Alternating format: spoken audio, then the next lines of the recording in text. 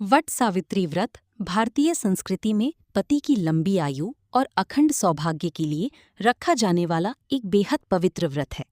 इस दिन बरगद वट के पेड़ की पूजा की जाती है।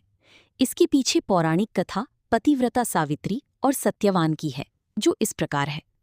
राजा अश्वपति ने संतान प्राप्ति के लिए देवी सावित्री की घोर तपस्या की। देवी ने प्रसन्न होकर उन्हें एक तेजस्वी कन्या का वरदान दिया, जिसका नाम सावित्री रखा गया। सावित्री जब बड़ी हुई तो उसने जंगल में निर्वासित राजा द्युमत्सेन के पुत्र सत्यवान को अपना पति चुना। जब देवर्षि नारद ने अश्वपति के दरबार में ये भविष्यवाणी की कि सत्यवान की आयु केवल 1 वर्ष शेष है, तो महल में सन्नाटा छा गया। राजा ने सावित्री को समझाना चाहा, लेकिन सावित्री ने दृढ़ता से कहा, सत्यवान ही मेरी पति होंगी। दोनों का वैदिक रीति से विवाह हुआ और सावित्री राजमहल के ठाट बाट छोड़कर जंगल की कुटिया में सास ससुर की सेवा करने लगी। सत्यवान की मृत्यु का दिन आया। वह लकड़ी काटने जंगल जाने लगा तो सावित्री भी उसके साथ चल दी।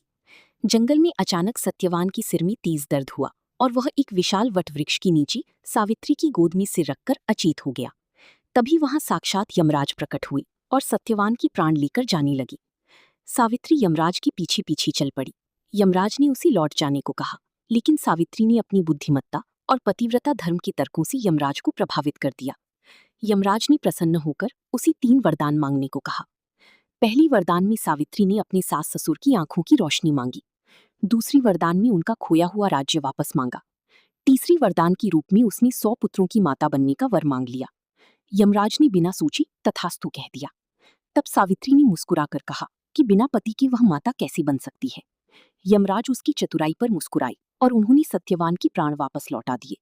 वटवृक्ष के नीचे सत्यवान फिर से जीवित हो उठा।